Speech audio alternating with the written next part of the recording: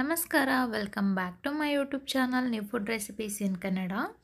ಇವತ್ತು ನಾನು ತುಂಬಾ ಪರ್ಫೆಕ್ಟಾಗಿ ಉದ್ದಿನ ಚಕ್ಲಿ ಯಾವ ರೀತಿ ಮಾಡೋದು ಅಂತ ತೋರಿಸ್ತಾ ಇದ್ದೀನಿ. ತುಂಬಾ ರುಚಿಯಾಗಿ ಕ್ರಿಸ್ಪಿಯಾಗಿ ಇರುತ್ತೆ.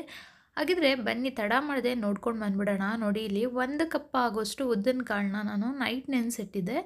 ಅಟ್ಲೀಸ್ಟ್ ನೀವು ಒಂದು 4 ಗಂಟೆಗಳ ಕಾಲನಾದರೂ ನೆನೆಸ್ಕೋಬೇಕು. ನೋಡಿ, ಈ ಗ್ಲಾಸಲ್ಲಿ 1 ಕಪ್ ಆಗೋಷ್ಟು. ನೀವು 1 kg ಆಗೋಷ್ಟು ಅಕ್ಕಿ ಹಿಟ್ಟನ್ನ ತೊಗೊಂಡ್ರೆ 1 ಕಪ್ ಆಗೋಷ್ಟು ಉದ್ದಿನ ಬೇಳೆನ ತೊಗೋಬೇಕು. ನೀವು ಇನ್ಸ್ಟೆಂಟಾಗಿ ಮಾಡಬೇಕಂತ ಹೇಳಿದ್ರೆ ಬೇಕಂದರೆ ಬೇಯಿಸ್ಕೊಂಡು ಕೂಡ ಹಾಕೋಬೋದು. ನೋಡಿ, ಇದಕ್ಕೆ ಖಾರದ ಪುಡಿ ಸೇರಿಸ್ತಾ ಇದ್ದೀನಿ. ಖಾರ ಎಷ್ಟು ಬೇಕಷ್ಟು ನೋಡಿಬಿಟ್ಟು ಸೇರಿಸ್ಕೊಳ್ಳಿ. ಹಾಗೆ ರುಚಿಗೆ ತಕ್ಕಷ್ಟು ಉಪ್ಪನ್ನು ಕೂಡ ಸೇರಿಸ್ಕೊಳ್ಳೋಣ. ಜೀರಿಗೆ ಹಾಕೋತಾ ಇದ್ದೀನಿ, 1.5 ಸ್ಪೂನಷ್ಟು ಜೀರಿಗೆನೂ ಕೂಡ ಸೇರಿಸ್ಕೊಳ್ಳೋಣ. ನೀವು ಅಜ್ವೈನ್ ಕೂಡ ಹಾಕೋಬೋದು, ತುಂಬ ಒಳ್ಳೆ ಫ್ಲೇವರ್ ಕೊಡುತ್ತೆ.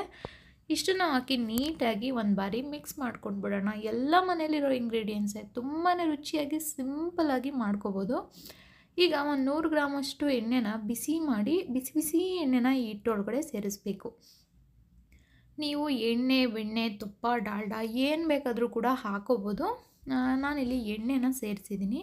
ಸ್ವಲ್ಪ ಬಿಸಿ ಇರೋದ್ರಿಂದ ನಾನು ಈ ಸೌಟಿಂದನೇ ಮಿಕ್ಸ್ ಮಾಡ್ಕೊಂಡಿದ್ದೀನಿ. ಇವಾಗ ಕೈಯಿಂದ ನೀಟಾಗಿ ಹಿಟ್ಟಿನ ಕಲರ್ ಚೇಂಜ್ ಆಗಬೇಕು. ಹಾಗೆ ನಾವು ಮುಷ್ಟಿಲಿ ಹಿಡಿದು ನೋಡಿದ್ರೆ ಅದು ಪರ್ಫೆಕ್ಟಾಗಿ ನೋಡಿ ತೋರಿಸ್ತೀನಿ, ಆ ಮುಷ್ಟಿ ಆಕಾರಕ್ಕೆ ಬರಬೇಕು.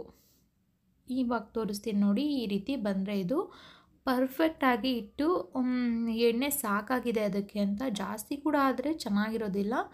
ಈಗ ನಾವೇನು ರುಬ್ಬಿಟ್ಕೊಂಡಿದ್ವೋ ಅಲ್ವಾ ಉದ್ದಿನ ಬೇಳೆದು ಮಿಕ್ಸರು, ಅದನ್ನು ಇದರೊಳಗಡೆ ಸೇರಿಸ್ಕೊತಾ ಇದ್ದೀನಿ. 1 kg ಹಿಟ್ಟಿಗೆ ದೊಡ್ಡ ಗ್ಲಾಸಲ್ಲಿ 1 ಗ್ಲಾಸ್ ಆಗುವಷ್ಟು ಉದ್ದಿನ ಬೇಳೆ ಸಾಕಾಗುತ್ತೆ. ಈಗ ನೋಡಿ, ಚೆನ್ನಾಗಿ ಒಂದಕ್ಕೊಂದು ಮಿಕ್ಸ್ ಆಗೋ ರೀತಿ ಈ ರೀತಿ ಮಿಕ್ಸ್ ಮಾಡ್ಕೋತಾ ಇದ್ದೀನಿ. ಇವಾಗ ಇದು ಮಿಕ್ಸ್ ಮಾಡಾಯಿತು. ಚೆನ್ನಾಗಿ ಬಿಸಿಯಾಗಿ ಮತ್ತು ಹಾಕಿರುವಂಥ ನೀರನ್ನು ಇದರೊಳಗಡೆ ಸೇರಿಸ್ಕೋಬೇಕು. ತುಂಬ ಬಿಸಿಯಲ್ಲ, ತುಂಬ ಮೀಡಿಯಮ್ ಅಲ್ಲ, ಬಿಸಿಯಾಗಿ ಸ್ವಲ್ಪ ತಣ್ಣಗಾಗಿರುವಂಥ ನೀರು, ಉಗುರು ಬೆಚ್ಚಗಿಂತ ಸ್ವಲ್ಪ ಬಿಸಿ ಇರಲಿ. ಆ ನೀರನ್ನು ಹಾಕಿ ಚೆನ್ನಾಗಿ ನಾದಬೇಕು. ನೀವು ಎಷ್ಟು ಚೆನ್ನಾಗಿ ಚಕ್ಲಿ ಹಿಟ್ಟು, ನಿಪ್ಪಟ್ಟಿಟ್ಟು, ಕೋಡ್ಬಳೆ ಹಿಟ್ಟನ್ನು ನಾದ್ತಿರೋ ಅಷ್ಟೇ ಚೆನ್ನಾಗಿ ಚಕ್ಲಿ, ನಿಪ್ಪಟ್ಟು, ಕೋಡ್ಬಳೆಗಳು ಬರ್ತವೆ. ಇಲ್ಲಾಂದರೆ ಪುಡಿ ಆಗುತ್ತೆ ಅಂತೀವಲ್ಲ, ಚೆನ್ನಾಗಿ ನಾದಿಲ್ಲ ಮತ್ತು ತಣ್ಣೀರು ಹಾಕ್ಕೊಂಡು ಮಿದಿಯೋದ್ರಿಂದ ಒಂದೊಂದು ಸರಿ ಆ ರೀತಿ ಆಗೋ ಚಾನ್ಸಸ್ ಇರುತ್ತೆ. ಅದರಿಂದ ಚೆನ್ನಾಗಿ ನಾದ್ಕೋಬೇಕು. ಹಿಟ್ಟಿನ ಕನ್ಸಿಸ್ಟೆನ್ಸಿ ತುಂಬ ಗಟ್ಟಿನೂ ಇರಬಾರ್ದು, ತುಂಬ ತೆಳ್ಳಗೂ ಇರಬಾರ್ದು, ಮೀಡಿಯಮ್ ಆಗಿ ಇರಬೇಕು. ನಾನು ತೋರಿಸ್ತೀನಿ ನೋಡಿ. ಇವಾಗ ಹಿಟ್ಟು ರೆಡಿ ಆಗಿದೆ. ಇದು ರೆಡಿ ಆದ ತಕ್ಷಣವೇ ಮಾಡಲಿಕ್ಕೆ ಹೋಗಬಾರ್ದು.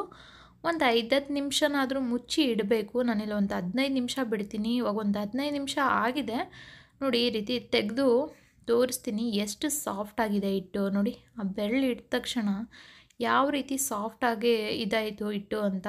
ಇವಾಗ ಮತ್ತೆ ಇನ್ನೊಂದು ಬಾರಿ ನಾದ್ಕೊಂಡು ಬಿಡೋಣ.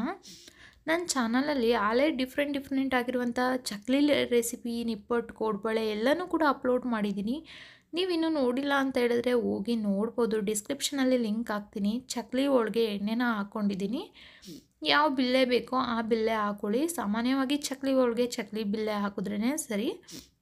ಇದರಿಂದ ಮುಚ್ಚೋರೆ ಕೂಡ ನೀವು ಮಾಡ್ಕೋಬೋದು. ಇವಾಗ ನಾನು ಚಕ್ಲಿ ಒಳಗಡೆ ಈ ಹಿಟ್ಟೇನಿದೆಯಲ್ಲ ಅದನ್ನು ಸೇರಿಸ್ಕೋತಾ ಇದ್ದೀನಿ.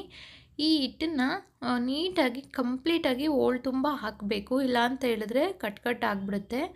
ನೀಟಾಗಿ ಹೋಳನ್ನು ಕ್ಲೋಸ್ ಮಾಡಿ ಈ ರೀತಿ ಒಂದು ಬಟ್ಟೆ ಮೇಲೆ ನಾವು ಚಕ್ಲಿ ಆಕಾರದಲ್ಲಿ ಬಿಟ್ಕೊಂಡ್ರೆ ಚಕ್ಲಿ ರೆಡಿ ಆಗುತ್ತೆ.